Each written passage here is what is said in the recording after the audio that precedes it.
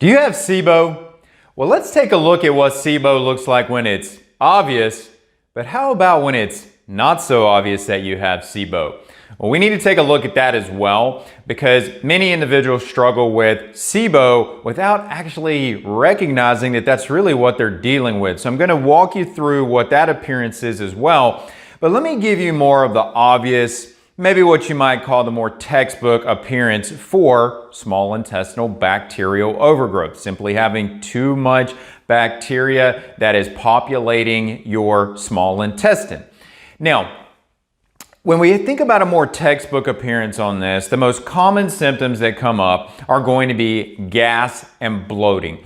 And these are often linked to a very short time after eating. In some situations, they may go a little longer, but in most cases, most individuals start to notice symptoms, the gas, the bloating, within about 30 minutes of eating. If it goes a little longer than that, if you start to get into an hour, that can be another variation of SIBO that may not technically be SIBO, but has a similar appearance. But if that's you, just stick with me on this video because a lot of that information just parallels with SIBO. So don't run off because this is going to be important for you too. But back to the point here, gas, bloating, common.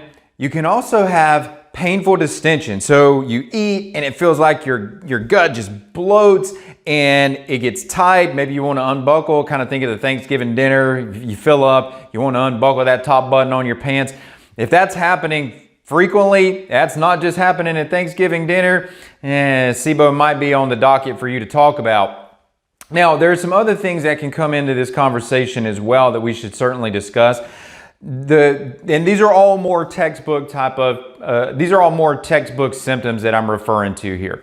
So one of the characteristics of SIBO are nutrient deficiencies. So for example, B12 is a very common nutrient deficiency associated with SIBO. That if someone's having chronic anemias or chronically fatigued, not chronic fatigue, but just a persistent fatigue, that can be linked to small intestinal bacterial overgrowth. Having fat in your stool, where your stools start to float. Maybe you see globules of fat in your stool after you defecate. These are all still textbook types of symptoms. And then the last one that comes to mind for me on this is going to be weight loss. And interestingly on this could go both ways. It is generally termed weight loss, although some individuals can have weight gain associated with SIBO. But most of the time we think about weight loss primarily because of a malabsorption issue and not being able to take in the protein and the micronutrients, the minerals, the vitamins that we need to flourish. Those are all of what we think about as the more classic presentation of small intestinal bacterial overgrowth. But what I want to do now is take you through a non-classic presentation, and maybe you would align some of these as risk factors or think about these as risk factors for small intestinal bacterial overgrowth. And let me actually start with medications. Medications are pretty high on this list, and many of the medications that are linked to SIBO are medications that are very frequently prescribed and utilized in the population. So the two that immediately come to mind here, and actually I'll give you three. There's three that immediately come to mind for me on this. So the first is going to be acid blockers. So whether we're talking about what's called an H2 agonist, a proton pump inhibitor, these are medications that are designed to reduce acid production. Typically, the longer someone stays on that medication, the greater the probability that they're going to develop small intestinal bacterial overgrowth. And literally going past 7 days, we see that risk starts to increase. So acid blockers are one. Opioids are another. So a class of medications that are used for pain modulation. Opioids slow down the motility of the bowels. That's not an ideal thing for flushing bacteria out of the small intestine. The slower the bowels are, the more accumulation that we have of bacteria in the small intestine. So that's a risk. And then the last, and maybe a bit more obvious here, are going to be antibiotics. Antibiotics can be associated with an overgrowth of bacteria in the small intestine. So if you've been using any of those medications for any length of time, and when I say any length of time, that may again be no more than 7 days. But if you've used those medications or have a history of using those medications, then small intestinal bacterial overgrowth is something you need to think about. And I also want to mention this before I go on with other risk or other conditions that can be linked here, is that sometimes the mindset may be that if I have symptoms of gas and bloating, but then they go away for a couple of days or for a week, and then they come back, and they go away, they alternate is the point here, that I don't have small intestinal bacterial overgrowth. That's not the case. You probably actually do have small intestinal bacterial overgrowth, and it would be to your advantage to go ahead and look deeper into that and move forward with doing something about that. Because again, if you're alternating back and forth, you probably do have small intestinal bacterial overgrowth. Which also, I should stick this back in the front of the video, but this also comes to mind for me, is that two symptoms that are very classically associated with small intestinal bacterial overgrowth, so jumping back here for a minute, this is back to the textbook profile, is irritable bowel syndrome, but more so constipation, diarrhea. And it can be either one. That's why I said symptoms here. So you can have constipation with small intestinal bacterial overgrowth, or you can have diarrhea with small intestinal bacterial overgrowth. And there's even a third possibility here where you alternate back and forth between the two. So maybe it doesn't have this consistent presentation all the time and you're alternating back and forth. That can be linked to small intestinal bacterial overgrowth as well. Now, let me use that to segue back into some of the conditions, named conditions, other risks that are associated with SIBO that maybe individuals think more about the primary condition that they've been diagnosed with versus necessarily thinking about how that links to SIBO. And interestingly enough, many times managing the SIBO may actually help with the named condition.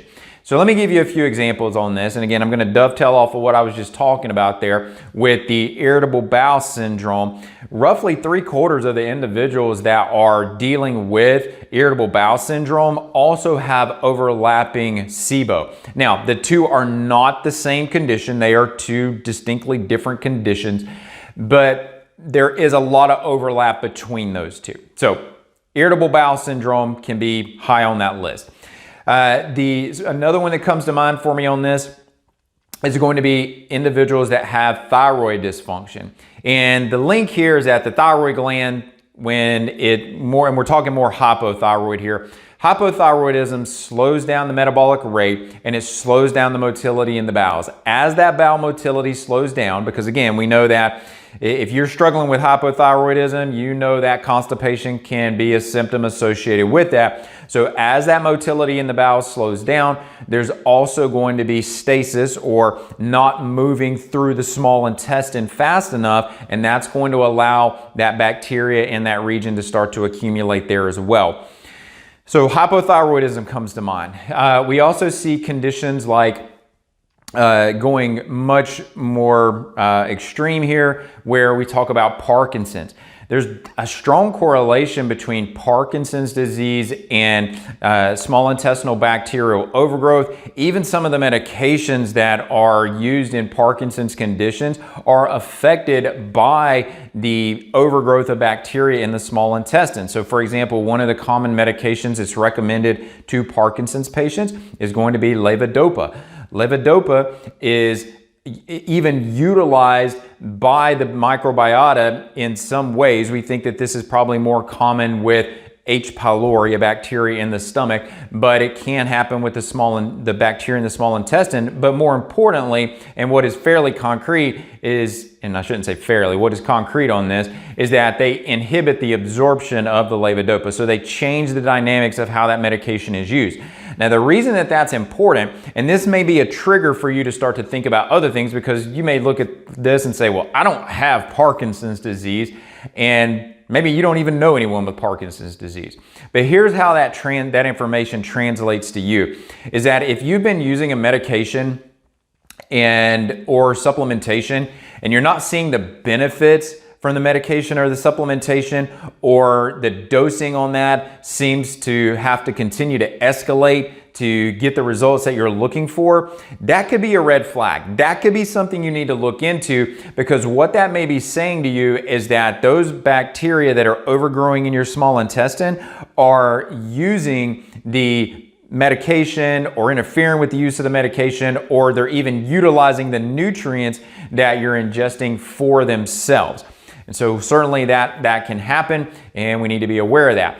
Also in this thought process is that keep in mind that mood disorders, depression specifically I'll talk about here, depression can be a forerunner for dementia, Parkinson's being a form of dementia. Depression can be a forerunner to dementia, and so if you are someone struggling with mood disorders, maybe depression is something that you have on an ongoing basis, or you have episodic periods of recurrence of, then small intestinal bacterial overgrowth could be one of the underlying culprits in that you need to look into.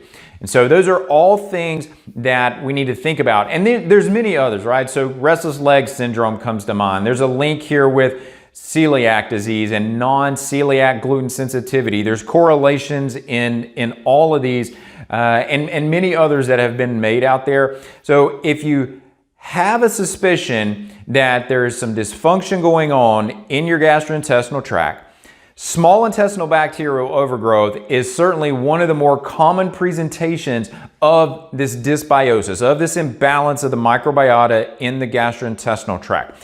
So the probability that this is the dysbiosis that you're dealing with is fairly high. So I say this to go back to the point of classic symptoms are easy to lock onto and to take action with. But don't limit the thought process that if you don't have persistent gas, bloating, painful distension, or just distension in general, constipation, diarrhea, micronutrient or just malabsorption, macronutrient deficiencies, or weight loss or fat in your stool, if you're not checking those boxes, that doesn't necessarily mean that you don't have an overgrowth of bacteria in your small intestine. So just think about some of these other connections that I've made for you as well, and look deeper into that. So moving forward, I'm going to show you some solutions here that you can use. As the information that I'm sharing with you resonates with you, you're obviously now looking, well, what's the solution for this? So that's where we're going to go as we continue to move forward on this conversation around small intestinal bacterial overgrowth and look at what is the SIBO solution.